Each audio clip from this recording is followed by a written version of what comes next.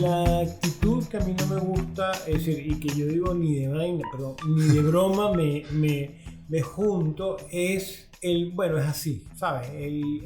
Sí, pero es así, no es así. Es decir, la vida no es un así, ¿no? Entonces, es con esa, yo me retiro mucho con ese tipo de cosas, con ese tipo de actitud, una actitud de conformismo total, una actitud de no correr riesgo, una actitud de no me siento cómodo con las personas que son todos los días lo mismo.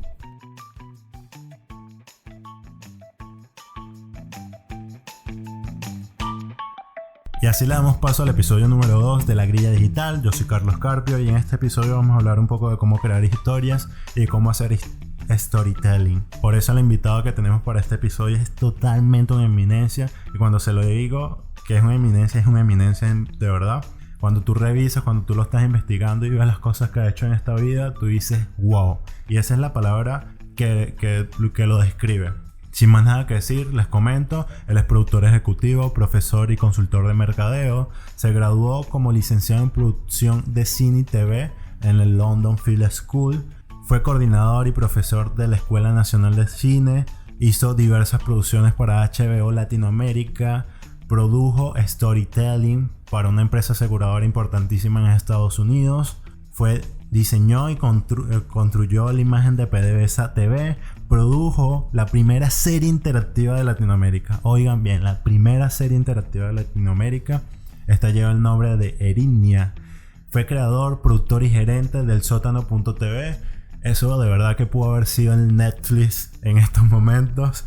Y bueno, fue fundador y socio de Látigo Producciones, empresa que se dedicó a crear diversos comerciales para la televisión y para las mejores agencias de publicidad del país y fuera del país. Y cuando le hablo las mejores agencias, en serio son las mejores agencias. Agencias que le producen contenido, que le producen las campañas a Coca-Cola, a Nike, a diversas empresas importantísimas en el mundo. Fue gerente de producción del Bolívar Film. Aparte de eso es storyteller, emprendedor, mentor y conferencista. Creador de la teoría del pote, herramientas para crear historia, y es muy conocidísimo por eso.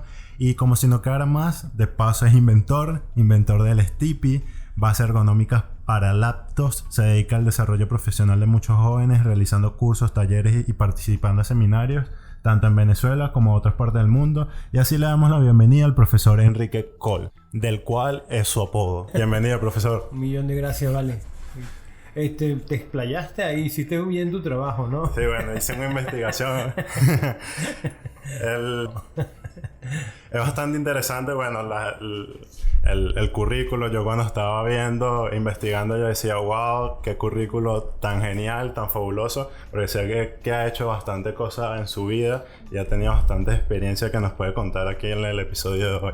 Bueno, ¿por dónde quieres? Yo creo que lo principal es cómo empezó en este mundo del cine y qué dificultades tuvo para formarse como productor, y porque de paso fue afuera del país, fue con otras dificultades, ¿no? Para llevar ese reto. Las dificultades no fueron muchas, aunque sí, por supuesto, como estudiante tú siempre no es que tengas dificultades, tienes trabajo realmente para cumplir con lo que estás soñando, ¿no? La verdad es que descubrí repentinamente que quería trabajar en el cine y que quería producir audiovisuales muy tarde. Es decir, de hecho yo estudié 3 años de Derecho en la Católica. Wow. Antes de decir, ¿sabes qué? Voy a estudiar cine. Y yo creo que el origen de todo eso tiene que ver con que me gusta mucho leer. Mi padre era un lector, un adicto a la lectura, y yo como que heredé esa adicción a la lectura, ¿no? Buenas adicciones. Muy buenas buenas adicciones. Sí, definitivamente te da otra visión del mundo que definitivamente no tendría si no fuera una adicción de la lectura, ¿no? Claro. Después, por supuesto, cosas de la vida, tuve la oportunidad de vivir muchos años en Europa por la carrera de mi padre, que era diplomático. Tuvo la responsabilidad de varias embajadas en Europa y de ahí pues se hizo como más fácil encontrarse con ese mundo, ¿no? No fue una cuestión de que yo decidí saltar de Venezuela a Londres, no. Se presentó la oportunidad y comencé a estudiar en The London Film School. En aquella época estaba prácticamente que empezando la escuela, pero ya tenía unos profesores extraordinarios con unas carreras profesionales impecables, ¿no? Entonces eso fue lo que realmente me atrajo en la escuela, ¿no? Tuve la oportunidad también de estudiar en Estados Unidos, pero Londres era como que la ciudad perfecta para el cine. Y bueno, me aceptaron. Curiosa que para aquellos años, tú no habías nacido. No. Para aquellos años todavía existía ese proceso de aceptación, es decir, de inscripción. Tú tenías que escribir una historia, tú tenías que desarrollar un storyboard para ver cuál era realmente la educación que tú tenías a nivel cinematográfico, y eso lo mandabas en sobre cerrado a un jurado en The London Film School, y ellos decidían, por supuesto bajo una evaluación y un cuestionario muy largo, por cierto, y ellos te daban, ¿cómo se llama? Bueno, decidían si entrabas o no entrabas bajo eso, base a la historia base que a la escribió. historia y al storyboard y al cuestionario que tú hacías, ¿no? Bueno, Quiere decir que no entraba cualquiera. No, de hecho, cuando yo estudié, había muchísimos norteamericanos estudiando allí. Había noruegos, había suecos, ingleses había muy pocos, para cosa extraña, ¿no? Actualmente el London Film School es una de las escuelas más prestigiosas del mundo, ¿no? Entonces, bueno, ahí fue donde realmente comencé a estudiar cine, pues, ¿no? Yo al principio no estaba muy claro. En aquella época todavía existía el 35 milímetros, cosa que la generación actual no sabe lo que es un 35 milímetros. Bueno, tiene conocimiento, pero no lo ha manejado y creo que no va a haber esa oportunidad, ¿no? Claro. De manejarlo. Pues así fue como comencé a estudiar cine. Claro, y era más difícil por la cuestión de presupuesto, ¿no? Había que equivocarse menos. Había que ensayar muchísimo, había que hacer muchas veces los movimientos de cámara, porque cada desperdicio de película era muy costoso, dinero, ¿no? Claro. Bueno, y sí, eso lo tenía entendido porque en el taller que yo asistí, usted comentó de un largometraje que hizo para un banco que dijo que costaba como $1,000 cada rollo, algo así. Yo decía, wow, qué carísimo era hacer eso, ¿no? Exactamente. Y ahorita con la tecnología es como, bueno, si no está, lo borro, lo vuelvo a empezar y no pasó nada. Exacto, y compras un chip de memoria y entonces, bueno, este no sirvió y se lo pones de nuevo, ¿no? Eso no sucede en aquellos tiempos, eso no sucedía. ¿Y qué proyectos importantes nacieron después de que se graduó como cineasta o como productor de cine? Tengo entendido que pasó por la Escuela Nacional de Cine, fue director y coordinador. Sí, pasaba muchísimos años. Yo de Londres, de Inglaterra, trabajé un tiempo en Italia con la gente de Paravali Group, especialistas en documentales y programas de televisión. Hice una especie de pasantía realmente, ¿no? Pero fue un documental que comenzamos a trabajar y era acerca de Alirio Rodríguez, el músico guitarrista venezolano. Y eso nos dio pie para entender un poco lo que era la producción en Italia, ¿no? Después, por supuesto, yo pasé muchísimos años como publicista. Tuve una agencia de publicidad, trabajé con agencia de publicidad y de ahí salté a Bolívar Films. Bolívar Films. En Bolívar Films pasé 7 u 8 años trabajando. En aquella época, aunque tú no lo creas, se producían algo así como 7 u 8 comerciales por mes. Por mes, lo que por supuesto, prácticamente era dedicado 100% a la producción de comerciales, ¿no? claro. De comerciales. Eran unos tiempos fantásticos, fabulosos desde el punto de vista de producción. Tuvimos la oportunidad de trabajar con Ford Australia, tuvimos la oportunidad de hacer muchas cosas interesantes y muchas cosas innovadoras a nivel de producción. Siempre había esa sensación de que había que hacer cosas diferentes, ¿no? Y eso lo hacíamos bajo la aprobación y muchas veces bajo el riesgo de que no fuera aprobado. Y eso era lo que hacíamos con muchos de nuestros. Wow. De Bolívar Films salté a mi ¿cómo se llama? A mi casa productora. Monté mi casa productora. Y estuvimos trabajando muchísimo tiempo con la casa productora hasta que llegó el punto de que Venezuela ya no era rentable tampoco. Ni era rentable, y aunque te parezca mentira, tú te sentías, aunque no estuvieras haciendo nada malo, tú te sentías enemigo de alguien, ¿no? Wow. Entonces, pues decidimos cerrar.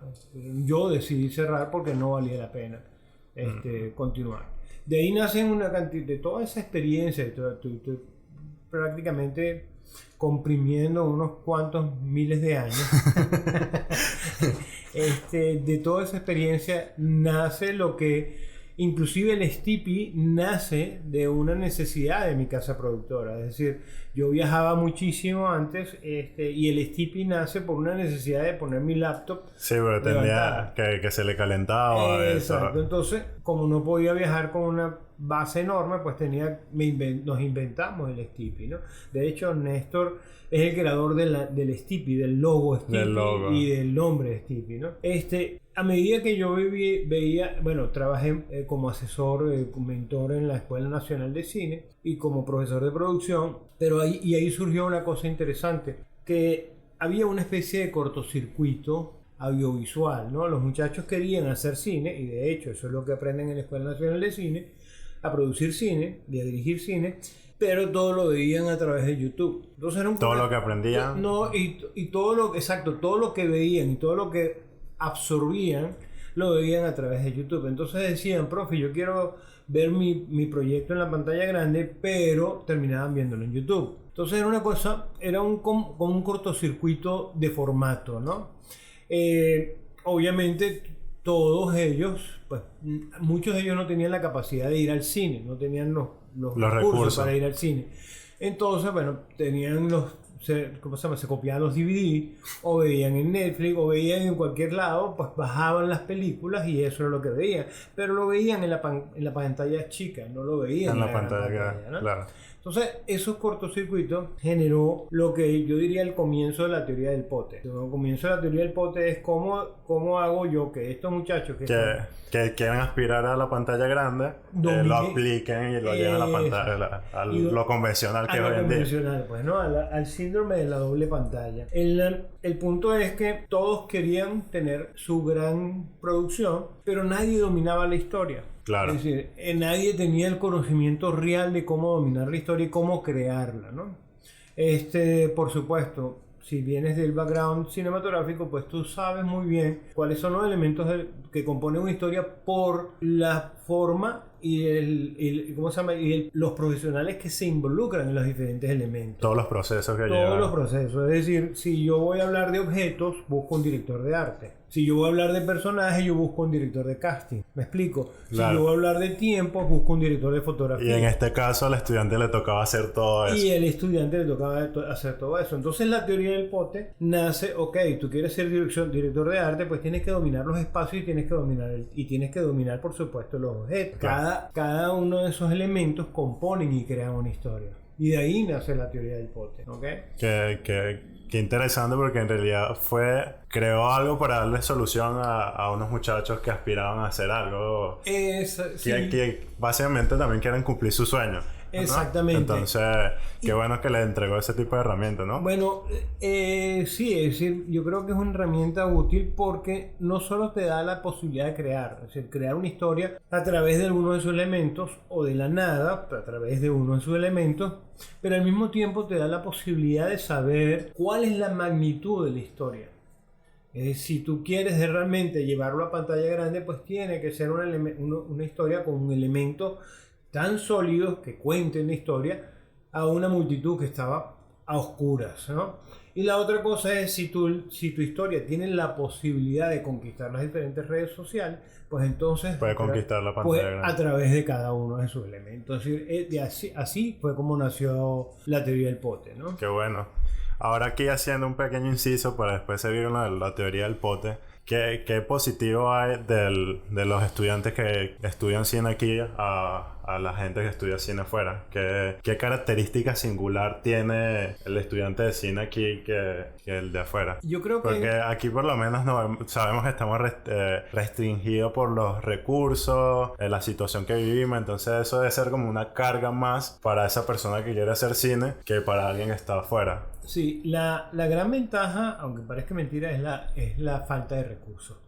Es decir, si tú estás en un país o una escuela donde tienes todos los recursos, bueno, sin duda alguna te va a ayudar muchísimo y te vas a poder dedicar a lo que realmente quieres. Pero en el término de cuando hay falta de recursos es cómo me la invento. ¿Okay? Claro. ¿Cómo simplifico la historia? ¿Cómo hago yo para realmente dedicarme 100% a la conceptualización de la historia, a lo que está gira alrededor de ella? ¿Y cómo hago yo para producirla con los recursos que tengo? Entonces, es una visión, diría yo, emprendedora de los muchachos. No es una visión de, ok, necesito esta cámara, tengo estas luces, tengo este estudio y con esto es suficiente para crear. No, es de qué manera adapto mi historia a lo que... Claro.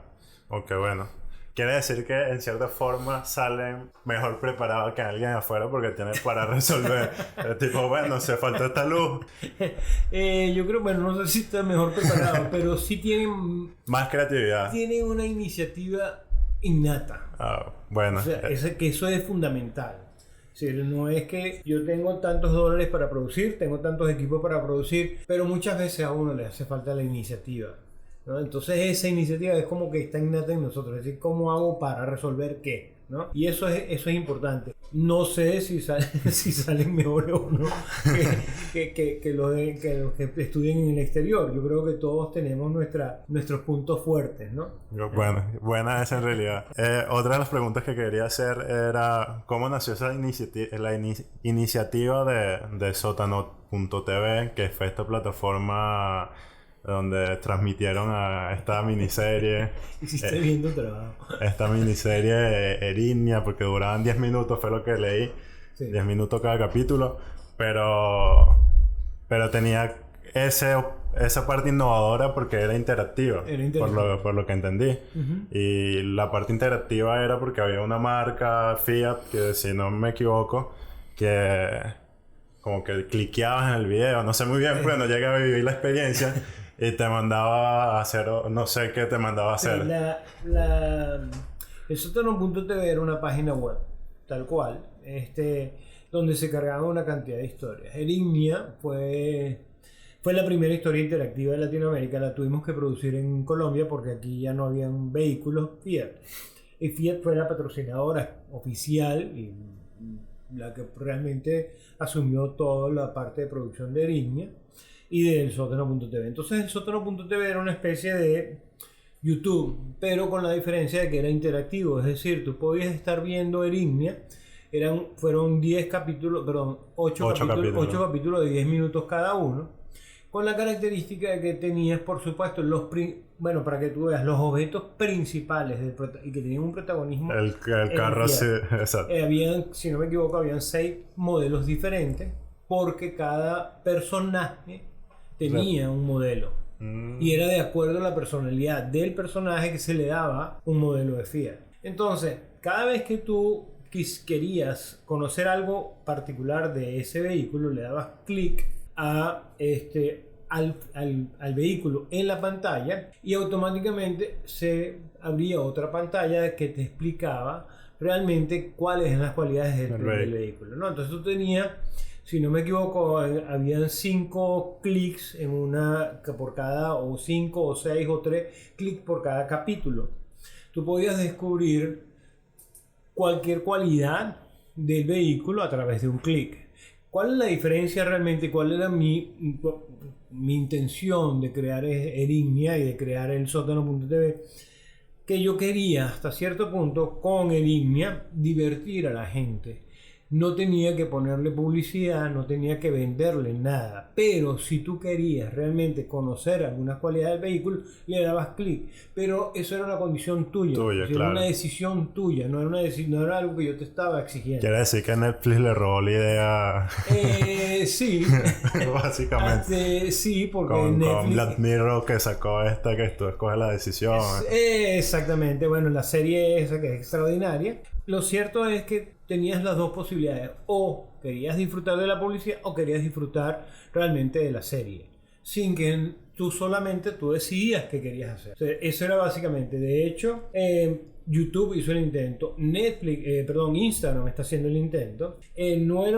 No era de que tú ibas a cambiar la historia, no, era que tú sencillamente, a través de lo que disfrutabas en la historia, tú podías ver cuáles eran las cualidades. Es el agregado. El agregado, que no necesariamente interrumpía para nada divertirte con la serie. Qué bueno. Y era como algo bastante innovador, porque era al final era una campaña de marketing para la marca. Sí. Pero era bastante arriesgado e innovador. Tan innovador fue que se acabó a los 3 años. Es decir, hay emprendimientos que simplemente desaparecen porque nacen fuera de tiempo. Eso lo había escuchado, que el ancho de banda no le daba en ese momento. No, que el ancho de banda, y no había una visión del mercado de que tú dijeras, yo puedo hacer contenido interactivo para que la gente lo disfrute y se divierta, o para que la gente me compre. Es decir, todavía ese concepto no está claro, ¿no? De hecho, yo no sé si tú has visto publicidades de Instagram, donde antes tú le dabas clic al producto en Instagram y él te sacaba una pantalla y te decía los precios. Sí. Entonces, todavía eso está como muy... El consumidor todavía no se adaptaba a eso. Y no es que le agrade mucho. Entonces, la visión que nosotros tuvimos con Sotero.t era prácticamente, ¿sabes? Diviértete. Pero si quieres, cómprame. Pero eso lo decides tú. Claro, una estrategia de marketing en contenido. Exactamente. Buenísimo. Eso fue, creo que el 2010, algo así. 2009. 2009, perdón. Sí, en 2009 nosotros ganamos fuimos finalistas en la Fundación IDEA con esa plataforma. Y ganamos también otro premio. Y bueno, ganamos un premio en Colombia como una plataforma de innovación económica. Pero bueno, 3 años después ya porque el mercado no estaba adaptado a eso. No estaba adaptado, y hasta cierto punto la gente lo veía, y los clientes, no la gente, los clientes lo veían como algo muy costoso. Es decir, ellos no entendían la facilidad que había de contar una historia sin tener que vender. Y que para ellos todo eso decía, bueno, porque yo voy a invertir en 8 minutos lo que invierto en 30 segundos, cuando en 30 segundos me ven millones de personas y a estos tienen que darle. Claro, todavía las empresas grandes apuestan a eso. Todavía, pero poco a poco, también en la parte digital y el mercado digital está ganando un espacio, pues, ¿no? Claro. No, que buenísimo, porque para esa época, que 2, 3 años que había salido Facebook, no tenía mucho tiempo de haber salido plataformas. No existía Netflix, no existía Instagram. En aquella época todavía estábamos en pañales, ¿no? Y lo mejor de todo es que era hecho en Venezuela. Por venezolanos, mejor dicho, porque fue en Colombia. Sí, pero bueno, el director fue venezolano, no es mi coordinadora de producción, mi productora era venezolana, soy venezolano. Es decir, todo nace, bueno, el Fiat era Fiat Venezuela, es decir, no era Fiat Colombia, es decir, Fiat Venezuela grabó en Colombia y hizo todo lo necesario para producir la serie. Qué bueno. Ya vimos que la parte que lo llevó usted a desarrollar la teoría del pote, del storyteller, fue por esto de la Escuela Nacional, la necesidad de los estudiantes de tener un formato que se adaptara a los que en realidad ellos podían tener o acceder. Pero a mí me pareció algo bastante interesante cuando yo fui a una de sus clases, y era el comercial de esta compañía de seguros, donde usted como que se arriesgó a colocar a una familia, a contar su historia. ¿Cómo fue ese proceso y cómo se le ocurrió esa brillante idea de decir, bueno, vamos a agarrar a esta familia que en realidad pasó por lo que pasó, que nos las cuente y qué impacto en realidad tuvo ese comercial, tanto para la empresa como para las personas que lo vio, porque yo lo vi y es un comercial que te llega. Sí, eso es una anécdota un poco triste, porque bueno, tiene que ver con la muerte de la señora, pero todo lo que al principio tenía que ser una especie de testimonial, lo que nosotros teníamos que grabar, ¿no? El cliente todo el tiempo hizo testimoniales de una sola persona contando la historia de lo que le había sucedido y cuál era el resultado de tener ese cliente al lado, ¿no? Lo cierto es que a mí no me convenció nunca y yo decía, bueno, pero yo tengo que hacer algo diferente de cómo contar una historia. También tuve algo a mi favor. De las dos personas que estaban en esa story, una de ellas se iba y yo no tenía la posibilidad de poderla entrevistar después.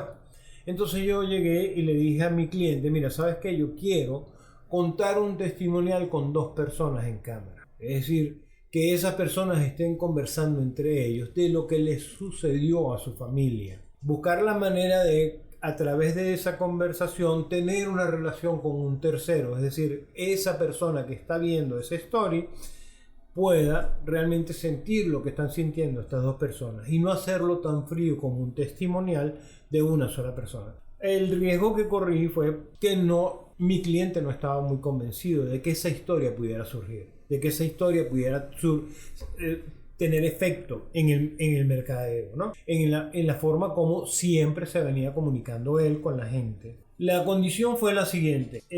Yo grababa esa conversación entre ellos dos, entre esos dos hermanos, contando la historia de lo que les había sucedido. Y si no surtía efectos, pues sencillamente yo tenía que, sin cobrar un centavo, grabarla. De nuevo. La que le propuso el cliente. La que el cliente quería, ¿no? La que yo le propuse, bueno. Lo cierto es que todos nos quedamos sorprendidos con el resultado. Estas dos personas se conectaron entre ellas contando la historia de la muerte de su madre y cómo había sido la relación con el cliente y lo bueno que había sido con él. Fue muy sincero, muy honesto lo que estaban hablando. Fue inclusive, no sé si te acuerdas, había una entrecortada ¿sabes? La hermana no sabía si decir lo que tenía que decir. Nosotros pusimos el toque, por supuesto, el toque técnico, diría yo, o menos humano, de los toques de lo que había sucedido con esta persona, mostrando algunos de sus exámenes, etc. Pero lo cierto es que fue un excelente resultado. Estos dos personajes, no es un testimonial, estas dos personas sentadas en un sofá de lo más cómoda, hablando de una historia, contando la historia de la familia, contando de lo sucedido, tuvo mayor efecto en la audiencia que un solo testimonial, alguien solamente viendo a cámara. Tan efectivo fue que ganaron un premio.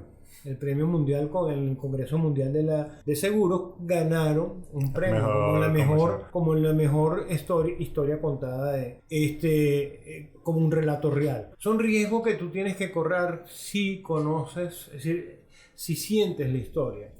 Si no, son riesgos que tú como productor dices, ¿lo asumo o no lo asumo? Y así constantemente estamos asumiendo esos riesgos porque sabemos que hay otra forma de contar historias. Claro, y como tengo entendido que la historia como que se siente, es algo que es como, esto me llegó al corazón, esto me movió algún sentimiento.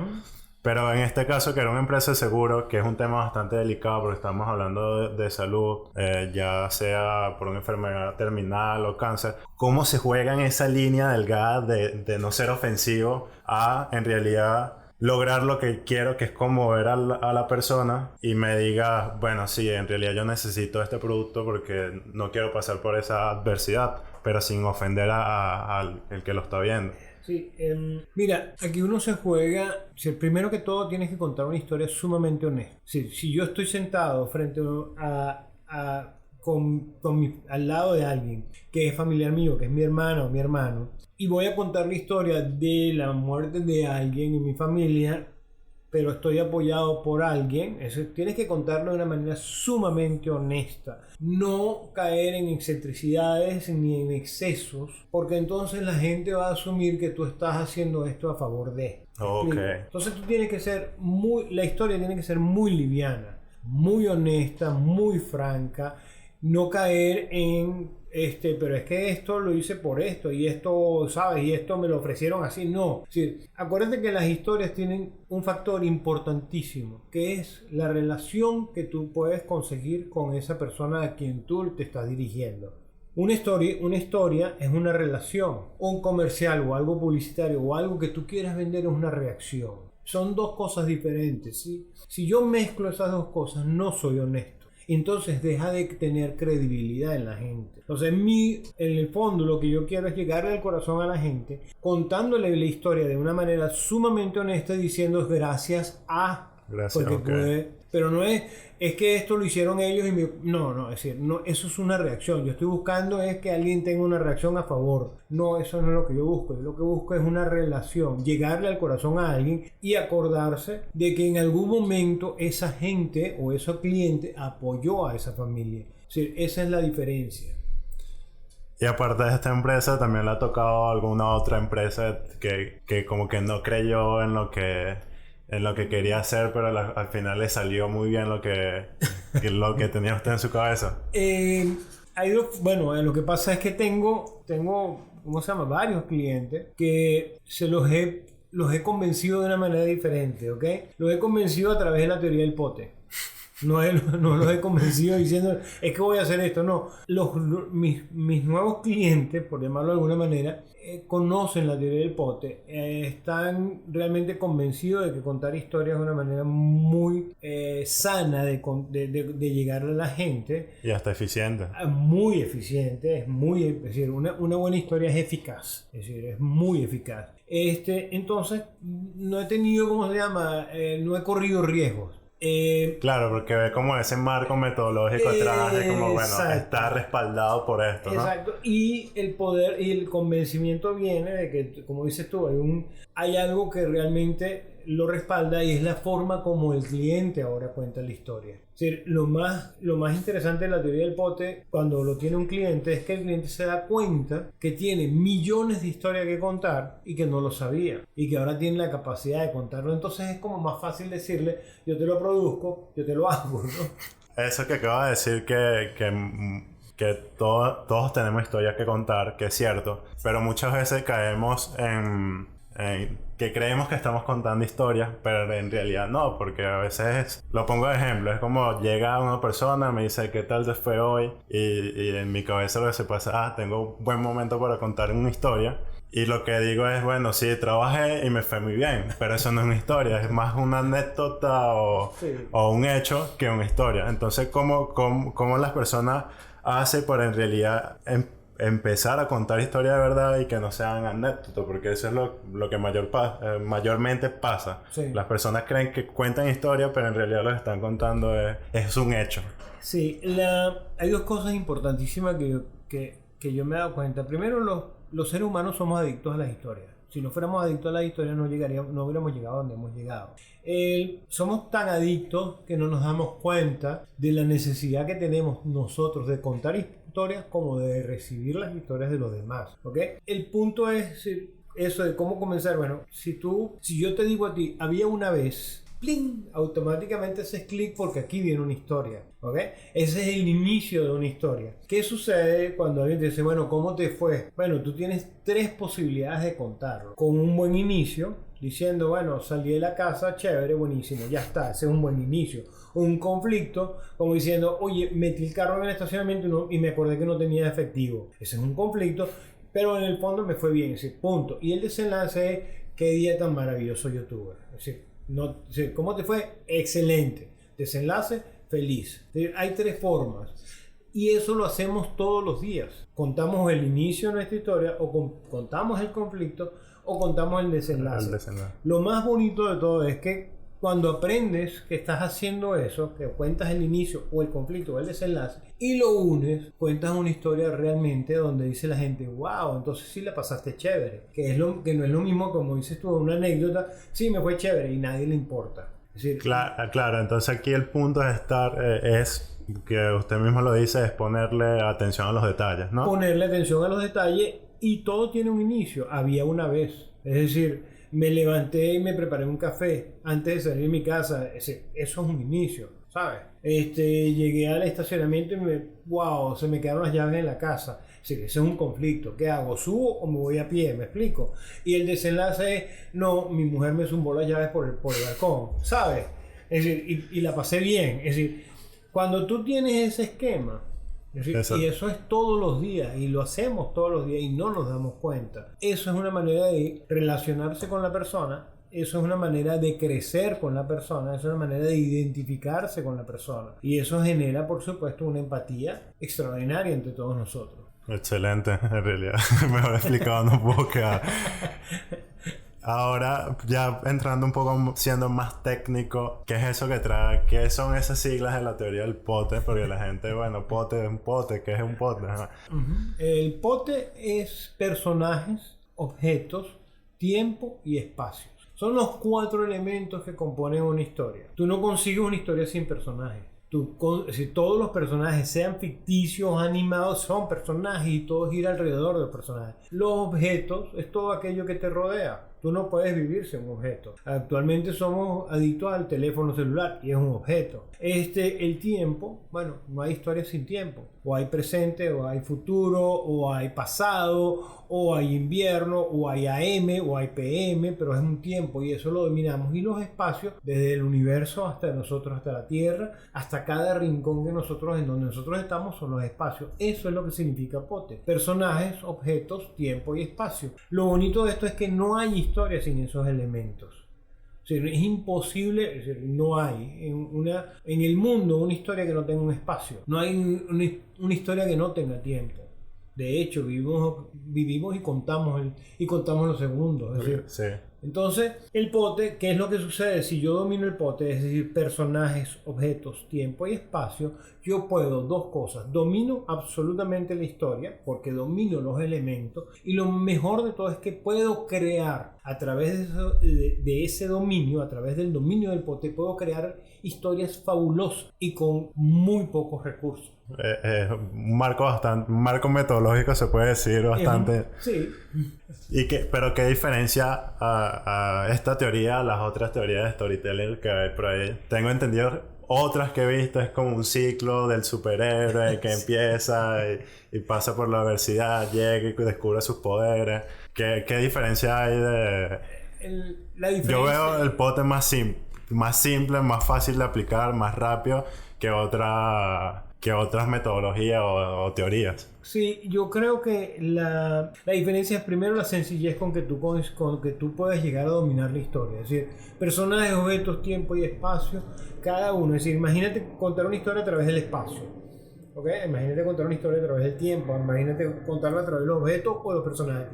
Esa es la diferencia con relación a las otras metodologías. Hay metodologías que te dicen que debes contar historias para que enganches, que debes que debes conocer tu audiencia de maravilla para poder contar mejores historias. Ahí simplemente que debes llegarle, ¿cómo se llama? Deben ser historias que impacten, que deben tener un resultado efectivo. Es decir, hay muchas metodologías, pero todas giran alrededor del resultado, no giran alrededor de la creación de una historia. Es decir, si es el héroe, son los personajes, ¿ok? Si es la kriptonita, son los objetos. Es decir, si es el 2020 o el 2080 o el 3000 o el 2010, eso es el tiempo. Y los espacios, bueno, Star Wars, es decir, el universo entero. Es decir, para mí, la teoría del pote lo que hace es, primero te facilita reconocer cuáles son los elementos que contiene una historia y cuáles son los que predominan en esa historia y quién es el eje principal para contar esa historia. Entonces, es mucho más sencillo que, bueno, no sé, yo conozco varias metodologías, pero me parece que esta es mucho más sencilla, más práctica para contar historias. Ahora, lo que estoy entendiendo aquí es que en esta teoría el protagonista tiene que ser una de esas 4 o pueden ser las 4 en conjunto. Sé que todas las complementan, pero tengo entendido que si contamos la historia de la kriptonita, es como que la historia tiene que girar, el protagonista es la kriptonita y no el superhéroe, ¿no? No necesariamente. El dominio de cada uno de sus elementos tienen sus fuerzas y sus debilidades a medida que tú cuentas tu historia. Es decir, una kriptonita enterrada no es lo mismo que una kriptonita del aire. ¿correcto? Son historias diferentes, es decir, en espacios diferentes tú puedes contar una historia basada en un mismo elemento, ¿ok? Tienes que empezar a pensar, a definir cuál es la densidad que tiene cada uno de estos elementos para poder contar una historia mucho más efectiva. Lo primordial aquí es que esa historia tiene que llegar a tener una relación con aquella persona quien la lea o quien la vea. Eso es lo fundamental. Entonces hay que hacer un estudio del público al que le queremos dar la historia anteriormente, antes de crearla. No antes de crearla. Yo creo que tienes que hacerlo todo al revés, es decir, crear la historia primero, ver si encaja con el público a quien tú quieres y si no, irla variando de acuerdo al público donde tú quieres llegar. Okay. Porque si no, entonces el hecho de verlo, como tú dices, vamos a conocer primero la audiencia, quiere decir que la audiencia es la que marca la pauta de la historia. ¿Qué pasa si tú haces al revés? Creas la historia y ves si encaja en la audiencia. Y si no, la vas ajustando, pero vas ajustando algo que tú has creado, no algo que te ha impuesto una audiencia. Claro, si no tienes la libertad de hacer tu historia. Exactamente. Te terminas complaciendo. O terminas convenciendo a una audiencia. Y no es precisamente lo que se quiere. Yo lo que quiero es tener una relación con esa audiencia. Ojo, y mientras más amplia sea la audiencia, a lo mejor es mejor. Mejor, claro. ¿No? No, buenísimo. Y la otra cosa que quería saber, ¿cómo hace un profesional, ya sea un odontólogo? Porque la diferencia de contar la historia de un profesional a una marca, porque por lo menos Coca-Cola tiene un muy buen storyteller que es como vender esta felicidad, el Santa Claus, los diciembre, pero es como yo siento que en realidad Coca-Cola es una persona cuando en realidad es agua azucarada. Y uno dice Coca-Cola y es parte de la familia, pero no sé, un odontólogo no puede contar una historia como ¿qué debería hacer un odontólogo para contar una buena historia que enganche? Mira, salirse de su círculo. Por lo general, es muy fácil contar historias de lo que a mí me atañe, de lo que a mí me rodea.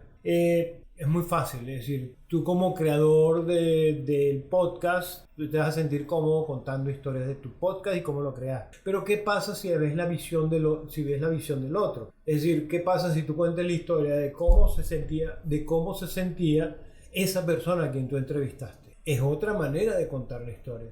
Es una manera donde tal vez la relación sea mucho más cercana. Para un odontólogo, hablar de caries y hablar de formas y hablar de métodos, de cómo se puede operar a alguien, de los dientes, etcétera, es muy cómodo porque lo maneja, ¿no? Lo maneja muy bien, entonces le es muy fácil contarlo. Pero ¿qué pasa si cuenta la historia de un paciente? Claro, y sigue siendo una historia de un odontólogo. Exacto. Entonces, es decir, la mejor manera de buscar historias, de poder descubrirlas, es viendo la visión del otro, no de uno. De hecho, eso que tú contaste de Coca-Cola es una visión, es decir, es la visión de las personas que toman Coca-Cola, no es la visión de Coca-Cola. Buenísimo, no lo había visto así. Exacto, a Coca-Cola le interesa vender Coca-Cola. A ti te interesa que te toquen el corazón. Y Coca-Cola sabe que le interesa que te toquen el corazón. Entonces lo que hace es tocarte el corazón. Es la visión del otro, no es la visión de Coca-Cola.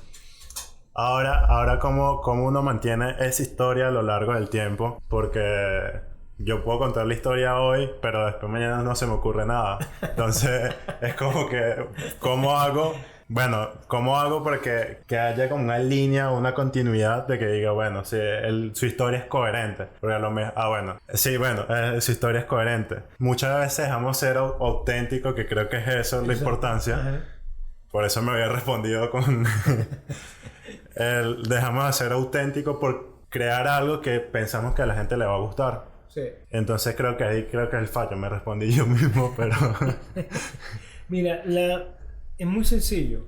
Si a ti lo que tú estás contando te gusta, te agrada, te toca el corazón, tú vas a poder convencer a los demás. Y es la manera más auténtica de contar una historia. O sea, tú no puedes llegar y contar una historia que tú no sientes, que tú de verdad ni que te la hayan contado, tú la vas a sentir en el corazón. Es imposible convencer a alguien si tú no estás convencido. Entonces tú tienes que buscarla primero, crear esa historia. Mientras más auténtica, mientras más honesta, más proyección tiene. Y si tiene proyección, obviamente a través de cada uno de sus elementos o a través de inicio, conflicto y desenlace, tú puedes generar más historias. Puedes generar, olvídate, es decir, va creciendo sola. Mientras una historia sea honesta, una historia crece sola. Ahora, si tú vas a forzar la historia, si tú vas a crear y construir historias que no te convencen, esas mueren de inmediato. Claro, en este caso la audiencia se apropia de la historia y como que ellos mismos le dan vida, ¿no? Exacto, y además, ahorita con lo que es transmedia, que tú puedes crecer, es decir, a través de lo que diga tu audiencia, tú puedes crecer tu historia, tienes esa posibilidad también, siempre y cuando esté dentro de los rangos de honestidad de una historia. Tú no puedes llegar y decir, bueno, de una historia de amor yo voy a sacar un asesinato. No, esas cosas no coinciden. No coinciden porque no son honestas, porque no están hechas para ser de esa manera. Entonces tú tienes que muy bien equilibrar lo que la audiencia quiere, lo que la audiencia dice, y ver si puedes proyectar, a través de eso puedes proyectar más historias. No, qué bueno.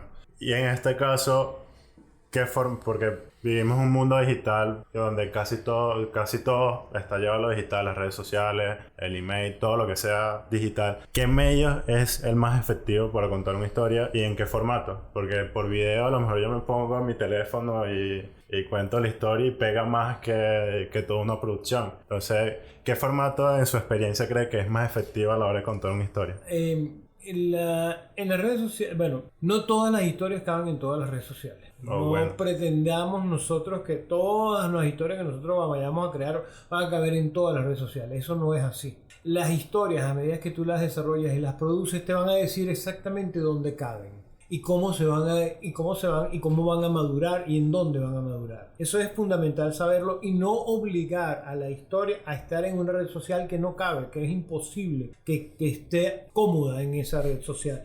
Nosotros tenemos que tratar las historias como si fueran personas. Es decir, bueno, ¿en qué red social cabe? Automáticamente, a medida que tú vas produciendo la historia, ella te va a decir en qué red social cabe. ¿Por qué? Porque a través de sus elementos tú vas a poder identificar en dónde van a tener más proyección y dónde van a poder convencer más. Y con relación al formato, las redes sociales o el mundo digital te da millones de posibilidades de combinaciones de formato. No solamente lo que es el audiovisual, aunque eso es obviamente lo que la gente y el mundo nos está llevando, es decir, a la parte audiovisual. Pero como bien sabemos, el audio, el podcast, está tomando auge. Sí. La fotografía también. Ahora, ¿qué pasa si nosotros mezclamos? ¿Qué pasa si nosotros comenzamos a contar historias, la misma historia pero en diferentes formatos? Dígase audio, dígase fotografía, dígase video. ¿O qué pasa si yo combino esos tres formatos y genero y proyecto mi historia de manera diferente? Es decir, ahorita, es decir, si tú me dijeras, cuando yo empecé a hacer comerciales de televisión, pues en 35 milímetros y una moviola no había mucho que hacer, ¿no? Pero ahorita hay infinitas posibilidades de combinar, inclusive de combinar estilos, es decir, si es blanco y negro, si es color, si es sepia, si es con filtro, tú puedes... Si le pongo un sticker, si le pongo un GIF, exactamente, claro. Entonces tu historia lo que hace es alimentarse de eso. Y por supuesto, si la exageras, no va para el baile ni de broma. Pero si la mantienes controlada a través de los diferentes formatos, su proyección puede ser infinita. Qué bueno. Ya creo que vamos llegando al final. Entonces, pero antes de acabar, me gustaría hacer unas preguntas que más específicas, se puede explayar. Y es como, ¿qué tipo de libro, qué temática del libro les gusta y cuál ha sido su libro más importante que diga, este libro es el que me encanta, lo puedo leer todas las veces que yo quiero? Wow, la literatura para mí es fundamental. Bueno, leo mucha literatura, es decir, mi escritor favorito es Cortázar. Yo creo que Rayuela es la primera... Rayuela es la primera novela interactiva. Bueno, también Octavio Paz tiene maravillas y Carlos Fuentes también, pero Rayuela para mí fue la primera novela interactiva. Es decir, tú podías decidir cómo leerla, ¿no? O puedes decidir cómo leerla. Leo mucha biografía también. Por supuesto que me encanta lo que es la parte de mercadeo, lo que es la parte de publicidad. Bueno, toda mi vida he sido publicista. Entonces, esos son los tipos de libros que yo leo. No tengo un libro en particular que pueda leer millones de veces. La verdad es que no. Es decir, tengo encuentros con mis libros de una manera muy sencilla. lo veo, lo saco de la biblioteca, leo 2 o 3 páginas y me acuerdo. Y me da una satisfacción enorme, ¿no? Esos encuentros son fabulosos, sobre todo en las mañanas, que es cuando me encuentro con los libros y me siento más yo con ellos, ¿no? Leo mucho, es decir, no tanto como quisiera, pero antes leía 3 veces o 4 veces más. Ahorita estoy leyendo menos por razones obvias, es decir, muchas cosas, pero me encanta leer, sobre todo en las mañanas y en la noche, pues, ¿no? Estoy leyendo ahorita a Mario Benedetti, estoy reencontrando con Mario Benedetti. Me gusta mucho la novela ficción y policíaca norteamericana, es decir, John Grisham, Irving Wallace, todos esos grandes, bueno, Tom Wolfe, Graham Greene, es decir, me gustan todas esas novelas porque es como un descanso a lo que prácticamente siempre tienes al lado, pues, que es la literatura latinoamericana. Qué bueno. Entonces, pero libros así como tal no. ¿Y qué libro regalaría? Wow, depende de la persona. Porque, por ejemplo, he regalado El arte de la guerra, pero buen libro. Sí, un extraordinario libro, El arte de la guerra, pero lo he regalado para ejecutivo, un gran amigo ejecutivo, vicepresidente de una compañía, pero lo necesitaba, entonces sentía que El arte de la guerra era lo más adecuado. Claro, para una persona que lee bastante es como sabe qué se le puede adecuar a cada quien, ¿no? Exacto, entonces me es difícil decir, regalaría los cuentos de Cortázar, es decir, regalaría los cuentos de Cortázar a los muchachos. Es decir, ahí me he encontrado con muchos en la Escuela Nacional de Cine leen Cortázar. Entonces, pues, es un acercamiento todavía mucho mejor, pues, ¿no? Porque nos identificamos. Pero sí, y tal vez regalaría a John Grisham a, ¿cómo se llama? Amigos, porque son novelas que se leen bien, pues, no es que te van a dejar algo, pero se leen bien. La otra pregunta es, que me dijeron que se le hiciera es, ¿un productor se retira? No, jamás. Jamás. Jamás. No hay un momento que digas, no, bueno, eso lo toma la decisión la persona, no hago más películas, pero en sí no está retirado. No, en mi caso, yo me retiré tal vez de los grandes formatos, es decir, me retiré de los documentales, me retiro de las series, pero no es porque yo quiera, sino... Sí, es porque yo quiero, porque sencillamente siento que hay todavía, con toda esta innovación, con todo este movimiento tecnológico digital, hay tantas cosas que se pueden hacer. Entonces, quedarme en un solo formato, por ejemplo, quedarme en el cine, no, es decir, hay toneladas de cosas que se pueden hacer todavía y producirlas, pues, ¿no? Entonces, un productor, bueno, no sé quién se puede retirar, pero yo no me pienso retirar y mientras hayan retos por descubrir y cosas por aprender, menos. Claro, es que lo veo porque como es un trabajo muy creativo, es como depende mucho del esfuerzo personal.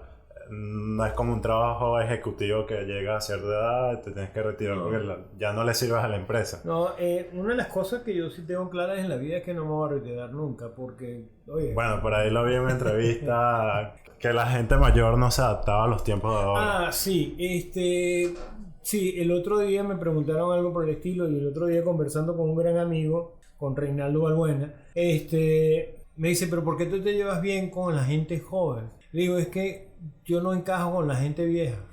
Es decir, no encajo, no porque tenga nada en contra de eso, sino que yo siento que llega un punto en la vida en que tú dices, hasta aquí llegué, no. Es decir, no, el único que puede decir hasta aquí llegué soy yo, no los demás. Entonces la gente mayor, yo tengo 64, y la gente de 60 y de 50 todavía siento que se quedaron como en el aparato, ¿sabes? Como que todavía tienen esa vida cuadrada. Claro. Y yo no entro dentro de ese esquema, me aburre, no tengo nada que hablar. Entonces Reinaldo me decía, bueno, pero te llevas bien con la gente joven, sí, o sea, me llevo bien con la gente de 30, 40, de 20, porque me generan una energía brutal, y me retan.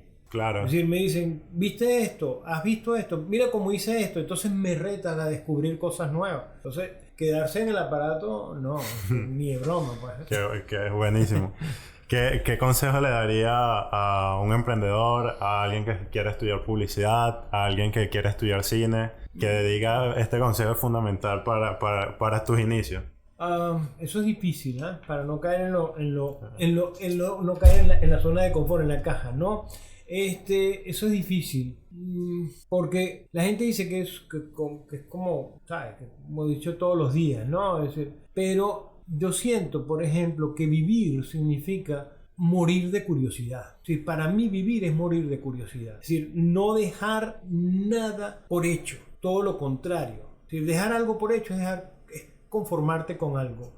Y ahorita, en estos momentos de este siglo que estamos viviendo, desgraciadamente estamos viviendo una situación horrible en este país, pero ahorita las oportunidades de cambiar el mundo son infinitas. Entonces, no dejar, o sea, no conformarse con nada, y la curiosidad es fundamental. Es decir, la curiosidad es la mejor forma de vivir, porque te da vida, ¿no? O sea, descubrir cosas nuevas, asumir riesgos por curiosidad, querer vivir. Eso es lo que realmente yo le recomendaría a la gente, es decir, no quedarse en ese lugar, sino todo lo contrario. Buen consejo, en realidad, excelente. Ahora que estamos hablando de los consejos, ¿cuál es el peor consejo que le han dado en su vida que dice, este consejo lo agarro y lo desecho porque de verdad que es más, ni gracias lo voy a dar a la persona que me lo dio? No es consejo, es actitud. Es decir, la actitud que a mí no me gusta, es decir, y que yo digo ni de broma me junto, es bueno, es así, ¿sabes? Sí, pero es así. No es así. Es decir, la vida no es un así, ¿no? Entonces, yo me retiro mucho con ese tipo de cosas, con ese tipo de actitud. Una actitud de conformismo total, una actitud de no correr riesgo, una actitud de no me siento cómodo con las personas que son todos los días lo mismo. O sea, busco la manera y busco la manera de que, oye, la vida tiene un color diferente todos los días. Entonces, no es un consejo, es una actitud. Si te vas a quedar así, yo no estoy contigo. O sea, tienes que romper. Claro. ¿Y el mejor consejo que le han dado? Wow, eso sí es difícil. Pues me han dado toneladas de consejos. Uno que sí me gusta muchísimo es nunca asumas un no, ¿sabes? Es decir, el no existe. Es decir, el no es para darle la vuelta. El no es para ver la vida al revés, ¿ok? Obviamente que hay cosas que son tangibles que tienen que ver con la libertad de los demás, no con la tuya, y las cuales tú tienes que respetar. Pero el no existe. El no está como para darle la vuelta. El no está como para ver la vida tal cual, al revés. Es decir, ¿por qué no? Eso me lo decía, bueno, me lo decía muchísimo mi papá. No asumas, es decir, no veas el no como definitivo, no asumas que el no existe. Claro, muchas veces uno le dicen que no y es como se me acabó el mundo aquí, ya no lo puedo hacer. Exacto, es decir, no viajes, ¿no? Pero ya va, es decir, ¿por qué no? ¿Sabes? Es decir, eso lo hacían, bueno, mi padre recorrió medio mundo, ¿ok? Y para él el no existía. Entonces tal vez eso, ¿no? Sea uno de los consejos que más recuerdo, porque en este país ahorita hay muchos no. Muchos no.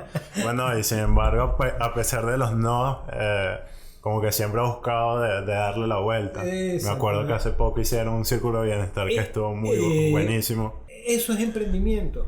Y eso salió de un no. Eso salió de un no, ¿no? Eso es emprendimiento. El retar el no es un emprendimiento. O sea, el retar la posibilidad que tú tienes de romper con el no es un emprendimiento. Es decir, el no puede ser una necesidad y no lo hemos descubierto. El no puede ser muchísimas cosas. ¿Qué significa? Que nosotros tenemos que ser... Bueno, el no es falta de recursos. Entonces, bueno, ¿qué hago? Claro, si me falta recursos, ¿qué hago yo con lo que tengo? Exactamente, sí, darle la vuelta. O sea, eso es fundamental. Y eso es emprendimiento. ¿Por qué en Venezuela somos tan emprendedores? Bueno, pues no. Porque hay muchos no. Porque hay muchos no. Porque hay muchos no. Entonces, y lo bueno de nosotros los venezolanos como emprendedores es que tenemos la iniciativa para hacerlo. Tenemos cómo saltar el no. Ahora, ¿qué característica cree que debería tener un profesional un profesional que quiera trabajar en grandes empresas como HBO? Hay mucha gente que vaya a escuchar a decir trabajo en HBO, es la gente que hace Game of Thrones. Entonces, seguro esa pregunta me la van a hacer y se la hago de una vez. Fíjate lo siguiente, los muchachos, algunos de los muchachos dicen yo quiero ser productor. Dicen no, pero yo voy a HBO, voy a Televen y yo voy a ser productor. Yo me acuerdo cuando yo empecé hace siglos atrás nadie había nacido, a lo mejor los que hayan escuchado esto, los que vayan a escuchar esto, yo empecé cargando cables, yo empecé cambiando bombillos, yo empecé pintando paredes de un set. Es decir, yo no salté de la escuela a ¿cómo se llama? A Channel 4 en Londres. No. Es decir, yo evalué, por supuesto. Es decir, yo trabajaba como pasante, asistente, tercer asistente, cuarto asistente y ganaba 18 libras esterlinas. Ojo, un amigo llegó y me contó y me dijo que en un restaurante estaban pagando 32 libras esterlinas por lavar platos. Entre 18 y 32 me fue a lavar platos, ¿ok? Porque yo necesitaba los reales para poder vivir. Pero 32 libras contra 18, es decir, yo sabía lo que significaba. Es decir, obviamente no iba a llegar a ser productor 3 días después de salir de la escuela. Entonces,